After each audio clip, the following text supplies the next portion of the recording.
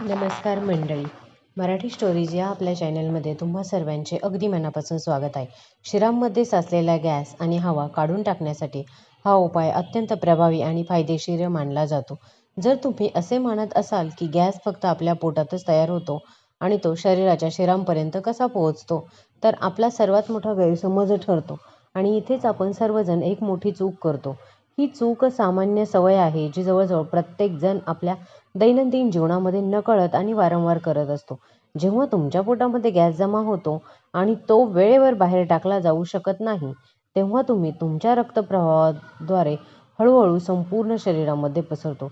कधीकधी हा गॅस तुमच्या डोक्यात पोहोचतो, ज्यामुळे डोकेदुखी होते आणि जडपणा आणि ताप जाणवतो. कधीकधी हा गॅस तुमच्या कमरेच्या भागाभोवती स्थिरावतो, ज्यामुळे ताठरपणा आणि वेदना होतात. कधीकधी हा गॅस तुमच्या शिरांपर्यंत पोहोचतो, ज्यामुळे तणाव, ताठरपणा आणि वेदना होतात. यामुळे सांगणं कठीण होऊ शकतं. तुम्हाला कधी तुमचे पोट खूप जड आणि फुगलेलं वाटलं आहे का? आणि त्याचवेळी तुमच्या पोटामध्ये तीव्र वेदना आणि ताण जाणवला आहे का? तुमची मान ताठ आणि वाटते आणि ती हलवणं कठीण होतं. खरं तर हे सर्व तुमच्या पोटातील गॅस आणि हवेमुळे होत असतं, जे तुमच्या शरीराच्या विविध भागांमध्ये अडकून सतत त्रास देत असतं आणि हवेमुळे तुम्हाला खूप त्रास होऊ लागतो आणि अचानक कुठेही दुखायला लागतं. जर तुमच्या शरीराच्या प्रत्येक भागातून अडकलेला गॅस आणि हवा बाहेर काढण्यासाठी ही मदत करेल. पुढे जाण्यापूर्वी मी तुम्हाला स्वतःला काही महत्त्वाचे प्रश्न विचारू शकते का? इच्छिते कारण या त्या छोट्या सवयी आहेत ज्याकडे आपण दुर्लक्ष करतो. तुम्ही त्या लोकांपैकी एक आहात का ज्यांना वाटते पोटात तीव्र सूज आणि दबावामुळे जेवणानंतर आपला बेल्ट सैल करावा लागतो? तुम्ही दर काही दिवसांनी मेडिकल स्टोअरमध्ये जाऊन ॲसिडिटी नावाच्या निळ्या किंवा गुलाबी रंगाच्या गॅस गोळ्या विकत घेता आणि त्या नेहमी स्वतःजवळ ठेवतात का? सकाळी उठल्यावर तुम्हाला असं वाटतं का की तुमचं पोट पूर्णपणे साफ झालेलं नाही आणि आत अजूनही जडपणा जाणवत आहे? तुम्हाला सतत ही भीती वाटते का की जर तुम्ही चणे, राजमा किंवा कोणतेही जड जेवण खाल्ले तर तुम्हाला रात्रभर गॅस, छाती जळजळ आणि अस्वस्थता जाणवेल? सत्य हे आहे की गॅस आणि पोट फुगणं हे स्वतः एक आजार नाही. तुमच्या शरीरामध्ये काहीतरी चुकीचं घडतं आहे आणि तुम्ही त्याकडे दुर्लक्ष करत आहात हे सांगण्याचा हा तुमच्या शरीराचा एक उत्तम मार्ग आहे. तुमची पचनसंस्था व्यवस्थित काम करत नाहीये हे तुम्हाला सतावत असतं. हा तुमचा स्वयंपाकघरातील साध्या गोष्टींनी बरा होणारा आजार आहे. पोटात गॅस आणि पोट जड होण्याची ही समस्या कशी दूर करू शकता आणि काही सोप्या सवयी बदलून या समस्यांपासून कायमची सुटका कशी मिळवू शकता? चला तर मग ही माहिती सविस्तरपणे समजून घेऊया. हा व्हिडिओ सुरू करण्यापूर्वी सर्वप्रथम आपल्याला हे समजून घेणे आवश्यक आहे की पोटातील हा गॅस आणि हवा येते तरी कुठून? पण तत्पूर्वी व्हिडिओला सुरुवात करण्यापूर्वी तुम्ही माझ्या चॅनलवरती नवीन असाल तर कृपा करून चॅनलला सबस्क्राईब करा आणि व्हिडिओ जर आवडला तर व्हिडिओला देखील लाईक करा. आणि बरोबरच तुम्हाला पण गॅस होतो का पोटामध्ये? होत असेल तर कमेंटमध्ये यस टाका. चला तर मग व्हिडिओला सुरुवात करूया. आता माझं लक्षपूर्वक ऐका आणि त्यामागील विज्ञान अगदी सोप्या पद्धतीने समजून घेण्याचा प्रयत्न करा. आपल्या पोटामध्ये एक विशेष पाचक शक्ती असते, जिला आयुर्वेदामध्ये गॅस्ट्रिक फायर असं म्हटलं जातं. आधुनिक विज्ञानामध्ये या गॅस्ट्रिक फायरला स्टोमक ॲसिड किंवा डायजेस्टिव्ह ज्यूस म्हटलं जातं, जे आपलं अन्न पचण्यास मदत करतं. हा पाचक रस म्हणजे खरं तर HCl किंवा हायड्रोक्लोरिक ॲसिड, जे आपल्या पोटामध्ये सतत असतं आणि अन्नाचे लहान तुकड्यांमध्ये विभाजन करून ते पचनास मदत करत असतं. हे समजून घेण्यासाठी आपण एक अगदी सोपं उदाहरण घेऊया, ज्यामुळे हा मुद्दा तुमच्यासाठी पूर्णपणे स्पष्ट होईल. समजा तुम्ही तुमच्या स्वयंपाकघरामध्ये गॅसच्या शेगडीवर स्वयंपाक करत आहात आणि ज्योत अगदी योग्य आहे ना, खूप जास्त नाही ना, खूप कमी, अशा परिस्थितीमध्ये तुमचं अन्न व्यवस्थित शिजेल, याचा वास चांगला येईल आणि ते खाल्ल्यावर तुमच्या शरीराला सर्व फायदे मिळतील. तथापि जर तुम्ही आज तेल खूप कमी खाल्लं आणि अन्न पूर्णपणे शिजण्यापूर्वीच गॅस बंद केला आणि त्यात जड किंवा कच्चे अन्न घातले, तर अन्न व्यवस्थित शिजणार नाही. ते हळूहळू खराब होईल आणि त्यातील वास येऊ लागेल. जेव्हा एखादी गोष्ट खराब होते किंवा सडू लागते, तेव्हा त्यातून धूर आणि दुर्गंध येतो. अशीच प्रक्रिया आपल्या पोटामध्ये घडते. जेव्हा आपली पचनशक्ती कमकुवत होते तेव्हा अन्न व्यवस्थित पचत नाही आणि ते आंबू लागतं, म्हणजेच सडू लागतं. जेव्हा पोटामध्ये अन्न सडू लागतं तेव्हा गॅस तयार होऊ लागतो आणि हा गॅस लहान बुडबुड्यांच्या स्वरूपामध्ये जमा होऊन पोट फुगतं. आता सर्वात मोठा प्रश्न हा आहे की आपली पचनशक्ती का कमकुवत होते आणि पोटावरील आम्ल व्यवस्थित का काम करत नाही. यामागे अनेक महत्त्वाची कारणे आहेत ज्याकडे आपण अनेकदा दुर्लक्ष करतो. पहिलं कारण म्हणजे तुम्ही खूप घाईने जेवण, मोबाईल बघताना जेवण, टी व्ही बघताना जेवण किंवा बोलताना घाईघाईने जेवताना तुम्ही अन्नासोबत जास्त हवा गिळता आणि अन्न नीट चावलं नाही जात. जेव्हा अन्न पोटात जास्त जातं तेव्हा ते व्यवस्थित पचत नाही, ज्यामुळे गॅस तयार होतो. दुसरं कारण म्हणजे जेवणानंतर लगेचच खूप थंड पाणी पिणं. बरेच लोक जेवताना किंवा जेवणानंतर लगेचच फ्रीजमधील थंड पाणी पितात, ज्यामुळे पचन क्रिया मंदावते. तिसरं कारण म्हणजे तणाव आणि राग. जेव्हा तुम्ही तणावामध्ये किंवा रागामध्ये असता तेव्हा तुमचं शरीर पाचक रसांचे उत्पादन कमी करतं, ज्यामुळे पाचनशक्ती कमकुवत होते. चौथं कारण म्हणजे झोपेचा अभाव. जेव्हा तुम्हाला पुरेशी झोप मिळत नाही तेव्हा तुमचं यकृत आणि आतडे व्यवस्थित काम करत नाही, ज्यामुळे पचनक्रिया बिघडते. आता तुम्ही काय केलं पाहिजे हे समजून घेणं अत्यंत महत्त्वाचं ठरतं. आज तुम्हाला बाजारात हजारो रुपयांची पावडर, ट्यूब किंवा गॅसपासून आराम देणारी उत्पादने सहज मिळतात, जी सर्व केवळ 5 मिनिटांमध्ये पूर्ण आराम देण्याचा आणि गॅस त्वरित नाहीसा करण्याचा दावा करतात. पण तुम्ही कधी शांतपणे बसून विचार केला आहे का की ही उत्पादने आराम का देतात आणि त्यामागे खरं कारण काय आहे? खरं तर या उत्पादनांमध्ये अतिरिक्त प्रमाणामध्ये मीठ आणि विविध रसायन असतात, जी हळूहळू तुमच्या पोटाचे नैसर्गिक अस्तर कोरडं करतात आणि त्याची नैसर्गिक संरक्षण यंत्रणा कमकुवत करतात. म्हणून तुम्ही अशी पद्धत अवलंबली पाहिजे जी तुमच्या शरीरातील नैसर्गिक शक्ती जागृत करेल आणि तुमच्या पाचन संस्थेला आतून मजबूत करेल. आता असे नैसर्गिक घटक निवडले पाहिजेत जे तुमच्या पोटातील विझलेली जठराची आग पुन्हा जागृत करण्यास आणि तुमचे HCl पुन्हा सक्रिय व मजबूत करण्यास मदत करेल. हे करण्यासाठी तुम्ही प्रथम पद्धत काळजीपूर्वक समजून घेतली पाहिजे आणि तिचे योग्यरित्या पालन केलं पाहिजे. तुम्ही एक ताजा मुळा घ्या आणि त्यावरील सर्व घाण आणि अशुद्धी काढून टाकून तो स्वच्छ पाण्याने धुवून घ्या. पुढे मुळा सोलून तो किसून घ्या. मुळा किसणं आवश्यक आहे, त्याचे लहान तुकडे करणं नाही. जेव्हा तुम्ही मुळा किसता तेव्हा त्यातील तंतू आणि धागे तुटतात आणि ते तुमच्या पोटामध्ये अधिक वेगाने काम करू लागतात. या किसलेल्या मुळ्यामध्ये 2 ते 3 चिमूट काळं मीठ आणि 2 चिमूट ताजी वाटलेली काळी मिरी घाला. काळं मीठ तुमच्या पोटातील गॅस शोषून घेतं आणि आतील दाब कमी करतं, ज्यामुळे तुम्हाला हलकं वाटतं.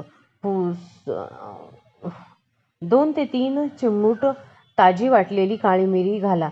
लक्षात ठेवा की बाजारात उपलब्ध असलेली तयार पावडर वापरू नका. त्याऐवजी घरी बनवलेली काळी मिरी पावडर वापरा, कारण ती अधिक प्रभावी आहे. ही मिरी तुमच्या पोटातील पाचक अग्नी वाढवते आणि तुमचे पचन संस्था सक्रिय करते. शेवटी मिश्रणामध्ये अर्धा लिंबू पिळा, कारण लिंबाचा रस मुळ्यामध्ये मिसळल्यावर नैसर्गिक सक्रिय म्हणून काम करतो, जो तुमच्या यकृताला त्वरित सक्रिय करतो. आता त्याचं सेवन कसं करावं हे समजून घेणं महत्त्वाचं आहे. तुम्ही जे सकाळी रिकाम्या पोटी घ्यावं याचा अर्थ असा नाही की सकाळी उठल्यावर कोमट पाण्याने ताजंतवानं झाल्यावर सुमारे 10 ते 15 मिनिटांनी तुम्ही ते तयार करावं. नाश्त्याच्या किमान 30 ते 40 मिनिटे आधी आरामात बसून आणि कोणतीही घाई न करता ते खा. ते खाताना हळू किंवा पूर्णपणे चावा, कारण तुमच्या तोंडातील लाळ त्यात व्यवस्थित मिसळते. ही लाळ नैसर्गिक औषधांप्रमाणेच काम करते, ज्यामुळे मुळाचे गुणधर्म तुमच्या रक्तप्रवाहामध्ये पोहोचण्यास मदत करतात. याचा पूर्ण परिणाम सुनिश्चित करण्यासाठी ते खाल्ल्यानंतर किमान अर्धा तास चहा, कॉफी किंवा दूध किंवा इतर काहीही घेणं टाळावं. एक महत्त्वाची गोष्ट नेहमी लक्षात ठेवावी की मुळा फक्त दिवसाच खावा. सूर्यास्तानंतर रात्री खाऊ नये, कारण त्याचा थंड परिणाम होतो आणि रात्री तो हानिकारक ठरू शकतो. आता दुसरी पद्धत काळजीपूर्वक समजून घेणं महत्त्वाचं आहे, जी खूप प्रभावी मानली जाते. यासाठी तुम्हाला आलं आणि लिंबू घ्यायचं आहे, कारण ते तुमच्या पोटाची पचनशक्ती वाढवतात. अनेक लोक नेहमी तक्रार करतात की दिवसा सर्व काही ठीक असतं, पण रात्री गॅस आणि जडपणासारख्या समस्या वाढतात. याचं कारण असं आहे की सूर्य मावळताच आपल्या शरीराची पचनशक्ती हळूहळू कमी होत जाते. यासाठी आल्याचे लहान पातळ लांब तुकडे करा आणि ते एका लहान डब्यामध्ये ठेवा. आता त्यावर लिंबाचा रस पिळा. थोडंसं सैंधव मीठ आणि काळी मिरी पूड घाला. ते चांगलं मिसळा आणि हवं असल्यास फ्रीजमध्ये ठेवा. आता ते कसं घ्यावं हे समजून घेणं महत्त्वाचे आहे. प्रत्येक वेळी जेवताना, विशेषतः रात्रीचे जेवण करताना आल्याचे 2 ते 3 तुकडे घ्या आणि पूर्णपणे ते चावून खा. असं केल्यास तुमच्या पोटातील पाचक रसांचा प्रवाह उत्तेजित होतो, ज्यामुळे तुमचं अन्न पचायला सोपं जातं. आलं हे नैसर्गिक अग्निप्रज्वलक म्हणून काम करतं आणि तुमच्या पोटाची पचनशक्ती वाढवतं. हे अगदी जड पदार्थ ही सहज पचण्यास मदत करतं आणि हळूहळू गॅस नाहीसा करतं. आता तिसरी पद्धत काळजीपूर्वक समजून घेणे महत्त्वाचं, जी मला या सर्व माहितीमधील सर्वात महत्त्वाची आणि उत्कृष्ट वाटते. जर तुम्ही मला विचारलं की अशी कोणती एक गोष्ट आहे जी तुम्ही कुठेही कधीही वापरू शकता आणि जिचे फायदे या पद्धतीमुळे लवकर परिणाम दिसतात, यासाठी तुम्हाला 3 प्रमुख घटक घ्यावे लागतील: बडीशेप, ओवा आणि काळी मिरी. आणि तुम्ही त्यात थोडा गूळही घालू शकता. ही कृती तुमच्या पोटासाठी संरक्षण कवचासारखं काम करते आणि गॅस तयार होण्यास प्रतिबंध करते. यासाठी तुम्हाला अर्धा चमचा बडीशेप आणि पाव चमचा ओवा लागेल. त्यात 2 काळी मिरी घाला आणि तुमची इच्छा असल्यास तुम्ही हरभऱ्याच्या आकाराचा गूळही घालू शकता. आता यामागील विज्ञान समजून घेऊया. ओव्यामध्ये थायमोल नावाचं नैसर्गिक तेल असतं, जे तुमच्या पोटातील वाईट जीवाणू नष्ट करण्यास आणि गॅस तयार होण्यास प्रतिबंध करण्यास मदत करतात. बडीशेप नैसर्गिक शीतलक म्हणून काम करते आणि छातीमध्ये होणारी जळजळ व आम्लपित्त कमी करण्यास मदत करते. गूळ तुमच्या पोटातील पाचनशक्तीला चालना देतो आणि अन्न सडण्यापासून रोखून पचनक्रिया सुधारतो. काळी मिरी या सर्व घटकांचे जैव उपलब्धता वाढवते, त्यामुळे त्याचे परिणाम अनेक पटींनी जलद आणि अधिक प्रभावी होतात. हे घेण्याची योग्य आणि प्रभावी पद्धत कोणती आहे हे समजून घेणे महत्त्वाचे आहे. जेवणानंतर सुमारे 5 मिनिटांनी बडीशेप, ओवा, काळी मिरी हे 3 घटक थोड्या गुळासोबत तोंडात ठेवा. लक्षात ठेवा, गोळीप्रमाणे ते थेट गिळू नका. त्याऐवजी ते 5-7 मिनिटे चघळत राहा. लक्षात ठेवा, गोळीप्रमाणे थेट गिळायचे नाहीयेत. तुम्ही चावत असताना ते तुमच्या लाळेमध्ये मिसळलेले आणि हळूहळू द्रव बनत एकदा ते मऊ होऊन पाण्यासारखे झाले की ते हळूहळू कोणतीही घाई न करता तुम्ही गिळू शकता. ही लाळ खऱ्या नैसर्गिक औषधांप्रमाणे काम करते. तुमच्या कशातून थेट तुमच्या पोटापर्यंत जाते आणि वाटेत पोट स्वच्छ करते. माझ्यावर विश्वास ठेवा. हे घेतल्याने तुमचे 10 मिनिटांमध्येच तुम्हाला फरक जाणवू लागेल आणि तुमच्या पोटातील दगडासारखा जडपणा आणि घट्टपणा हळूहळू कमी होईल. जो गॅस तुमच्या डोक्यात चढत होता आणि वेदना, जडपणा निर्माण करत होता, तो हळूहळू तुमच्या शरीरातून बाहेर पडू लागेल. त्यामुळे तुम्हाला आराम मिळेल. ही पद्धत माझी आवडती आहे आणि सर्वात विश्वासार्ह पद्धत आहे आणि मी तुम्हाला आजच ती वापरण्यास सुरुवात करून तिचे काय फायदे मिळवण्यास प्रोत्साहित करते. तेव्हा तुम्हाला कधी तुमच्या पोटामध्ये जास्त गॅस जमा झाल्यासारखं वाटेल, तेव्हा तीव्र दाब अवस्थेत तुम्ही असाल, तेव्हा त्वरित आराम देणारं पेय विशेषतः उपयुक्त ठरतं. कधीकधी आपण पार्टीत किंवा बाहेर तळलेलं किंवा मग जड पदार्थ खातो आणि आपलं पोट कोमट पाणी घेऊन साफ करावं लागतं. आपलं पोट जे आहे ते अगदी दगडासारखं आणि जड होतं. अशा परिस्थितीमध्ये चहाप्रमाणे हळूहळू पिण्यास इतकं कोमट पाणी करावं. एका ग्लासामध्ये घ्या आणि पाणी उकळत नसावं, ते पिणे इतकं आरामदायक असावं. त्यात अर्धा चमचा काळं मीठ, चिमूटभर हिंग, अर्धा चमचा लिंबाचा रस, अगदी चिमूटभर खाण्याचा सोडा घाला. हे पेय प्यायल्यावर तुम्हाला लगेच ढेकर येईल आणि दाब निर्माण करणारा गॅस बाहेर पडेल. यामुळे तुमच्या पोटातील जडपणा आणि दाब लवकर कमी होतो. यामुळे तुम्हाला अधिक प्रसन्न, आरामदायी वाटतं. तथापि हे लक्षात ठेवणं महत्त्वाचं आहे की हे पेय दरवेळेस घेऊ नये. ते फक्त आवश्यकतेनुसार अधूनमधूनच घ्यावं, जेणेकरून त्याची सवय लागणार नाही. यासोबतच गॅसची समस्या कायमची दूर करण्यासाठी काही महत्त्वाचे बदल देखील सांगणार आहे. कारण समजा राजमा, हरभरा, पांढरा हरभरा आणि उडीद यांसारख्या कडधान्यामुळे अनेकदा गॅस होतो. जेव्हा कधी तुम्ही ही कडधान्य शिजवता तेव्हा ती शिजवण्यापूर्वी किमान 8 ते 10 तास स्वच्छ पाण्यामध्ये भिजवून ठेवा. यामुळे त्यातील अँटीन्यूट्रियंट्स कमी होतात, ज्यामुळे ती अधिक सहज पचतात. तसेच कडधान्य शिजवताना त्यात हिंग किंवा आल्याची फोडणी नक्की घाला, कारण यामुळे गॅस होण्यास प्रतिबंध होतो आणि पचनक्रिया सुधारते. आता पोळी आणि भाताचे फायदे समजून घेणे महत्त्वाचे आहे, कारण बऱ्याच लोकांना त्यामुळे गॅसचा त्रास होतो. जर पोळीमुळे गॅस होत असेल तर पीठ मळताना त्यात थोडासा ओवा किंवा 1 चमचा तूप नक्की घाला. त्याचप्रमाणे भात शिजवताना त्यात 1 तेजपत्ता आणि 2 लवंगा नक्की घाला, कारण हे मसाले भाताची गॅस होण्याची प्रवृत्ती कमी करतात आणि त्यामुळे हलकं वाटतं.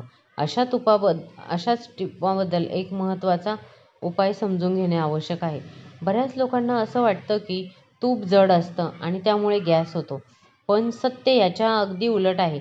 जर तुम्ही डाळीवर किंवा भाज्यांवर अर्धा चमचा तूप टाकून खाल्लं तर तुमच्या आतड्यांना ते स्निग्ध बनवतं आणि बद्धकोष्ठता टाळतं. यामुळे तुमचं अन्न सहजतेने पुढे जाण्यास मदत होते आणि गॅस कमी होतो. आता चहाबद्दल एक महत्त्वाचा मुद्दा समजून घेणे देखील तितकंच महत्त्वाचं आहे, कारण चहा जो आहे तो जास्त प्यायल्याने गॅस होऊ शकतो.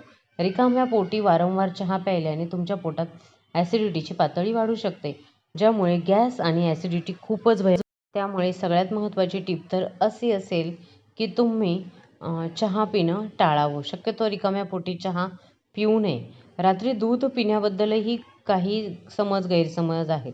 जर तुमची पचनशक्ती कमकुवत असेल तर रात्री दूध प्यायल्याने सकाळी पोट जड वाटत असल्यास तुम्ही दुधामध्ये चिमूटभर हळद किंवा सुंठ पावडर घालू शकता. यामुळे दूध पचायला सोपं जातं आणि गॅसचा धोका कमी होतो. पाणी पिण्याची योग्य वेळ देखील महत्त्वाची आहे, कारण आयुर्वेदानुसार जेवणानंतर लगेच पाणी पिणं पचनासाठी हानिकारक मानलं जातं. जेवणानंतर किमान 45 मिनिटे ते 1 तासाने कोमट पाणी प्यावं. कोणतीही गुंतागुंत टाळण्यासाठी काही खबरदारी घेणं देखील तितकंच महत्त्वाचं असतं. जर तुम्हाला उच्च रक्तदाब असेल तर काळं मीठ असो वा साधं मीठ, मिठाचे सेवन मर्यादित ठेवा. जर तुमच्या पोटामध्ये अल्सर किंवा जखम असेल किंवा जळजळ किंवा रक्तस्राव होत असेल तर आलं किंवा ओवा माफक प्रमाणामध्ये घ्या. बडीशेप व गुळाचे सेवन वाढवा. गर्भवती महिलांनी देखील गरम पदार्थांचे सेवन मर्यादित ठेवा. सर्व पद्धती पुरुष आणि स्त्रिया दोघांसाठीही सुरक्षित आहेत. फायदेशीर मानल्या तर खूप साऱ्या सवयी आहेत. तुम्ही गॅस, पोट फुगणं आणि जडपणा दूर करू शकता ह्या सगळ्या उपायांनी. पचनशक्ती मजबूत करू शकता. मला खात्री आहे की तुम्हाला ही माहिती खूप उपयुक्त वाटली असेल आणि तुम्हाला माझा व्हिडिओही खूपच आवडला असेल. जर तुम्हाला हा व्हिडिओ आवडला असेल तर ह्या व्हिडिओमध्ये तुम्ही ज्या ज्या टिप पाहिल्या त्या नक्की तुमच्या रेग्युलर लाईफमध्ये फॉलो करा. त्याने तुमचं आयुष्य बदलून जाईल आणि गॅसची समस्या सॉल्व्ह होऊन जाईल. तुम्ही माझ्या चॅनलला सबस्क्राईब केलं नसेल तर कृपया सबस्क्राईब करा आणि व्हिडिओला देखील लाईक करा आणि कमेंटमध्ये तुम्ही हा व्हिडिओ कुठून पाहिला हे देखील कळवा.